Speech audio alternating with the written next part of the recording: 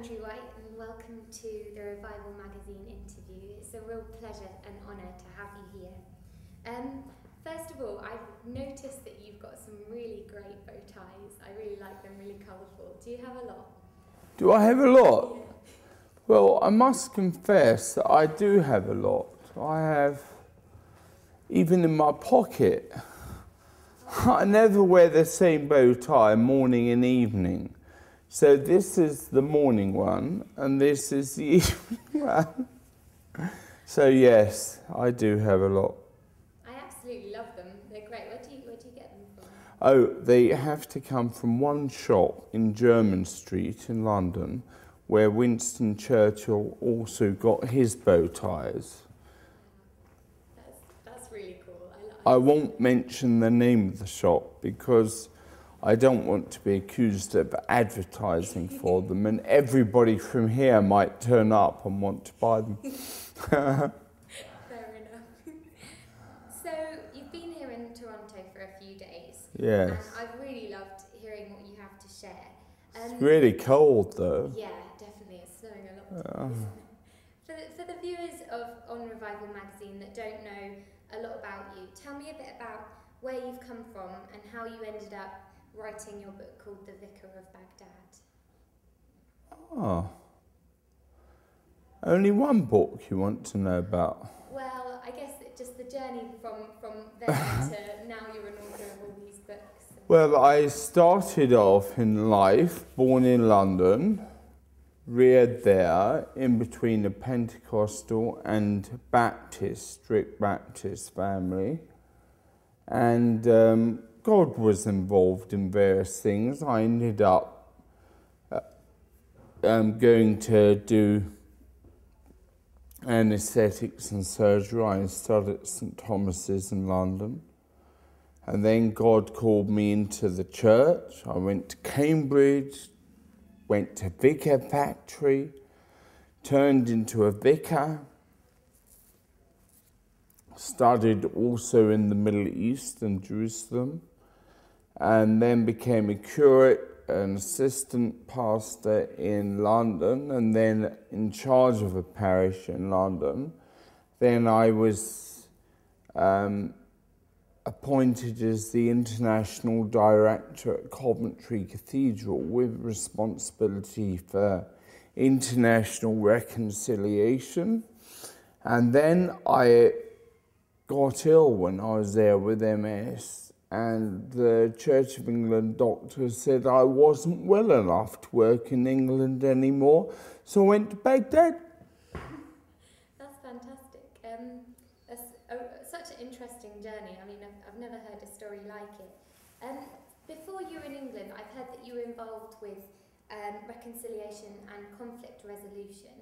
And that continued in Baghdad, where you are now.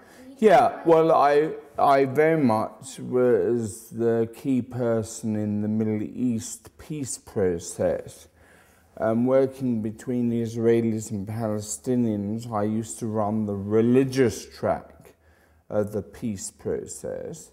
But at the same time, I was also working in Iraq, and then in 2003 there was a little war in Iraq, so I then spent most of my time there. And then after 2005, when I stopped being at Coventry, I literally spent all my time in Iraq. So do you still do that kind of work in Iraq? Yes, I run the High Council of Religious Leaders in Iraq, working with the Iraqi government, particularly between Sunni and Shia and other minority groups. I'm very involved in reconciliation work, as well as running the Iraqi church and also being chaplain to the US Embassy. And I'm English. So you work with England as well at the same time? No. No. I do a little bit with the British Embassy, but mainly I work with the US Embassy and the Danish Embassy. Oh, really? Yeah, it's really confusing now, isn't it?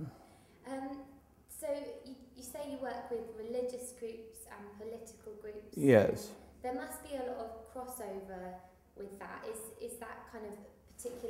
does that make your work more complicated? Well, in Iraq, there is not any real division, they say, between politics and religion. And the key religious leaders are also very big political figures. From the Shia, we have a group called the Majoriyah, led by Grand Ayatollah Ali al-Sistani. And they are the Grand Ayatollahs, and what they say goes. And the government would never do anything which went against them. Right, so, sorry. I guess as you're working with religious groups and political groups, and then also pastoring a church. Yeah. And it's the only Anglican church in Iraq. It's also the biggest church in Iraq. We don't only have a congregation of about 4,000, where most churches have about 7 or 8 left people. We also have a very big clinic and a school and a major relief program to all of our people. And was it easy to set those things up in such an environment of conflict and such persecution? Well, it's not easy. Nothing is easy.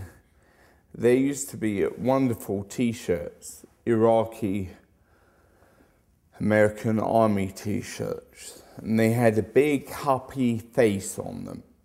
And it said, "Smile, it's going to get worse."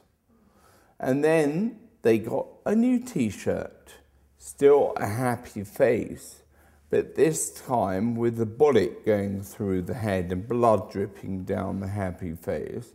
And it said, "Have a nice day, someplace else." So we have 1 or 2 difficulties, but God is always with us. So we can do whatever He tells us to do, everything.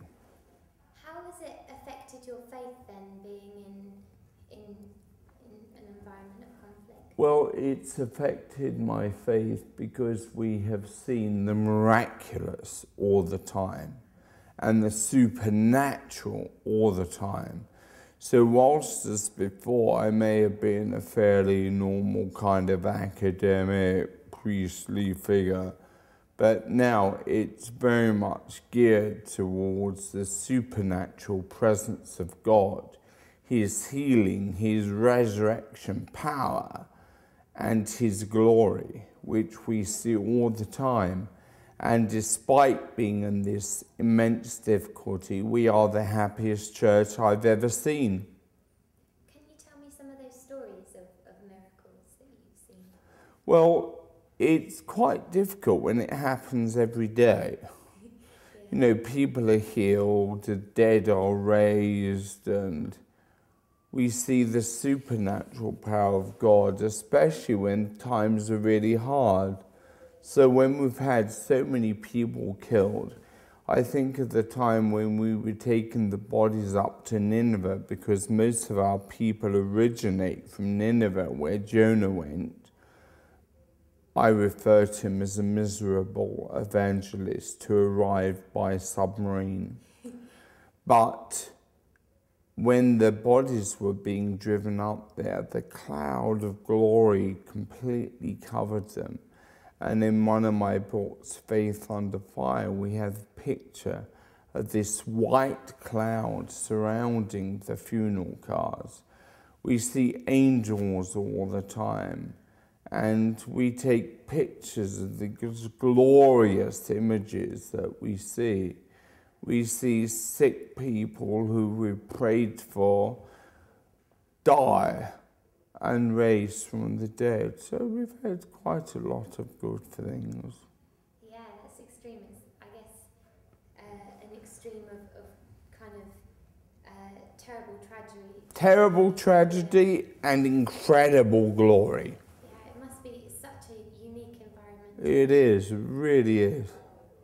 Yeah, thank you so much for telling me about your life and where you live. I'm sure all of our viewers will have found it really interesting, and it's been a real honour to interview. Well, they can go onto our website and sign up for my twice weekly updates, which is www.FRRMA,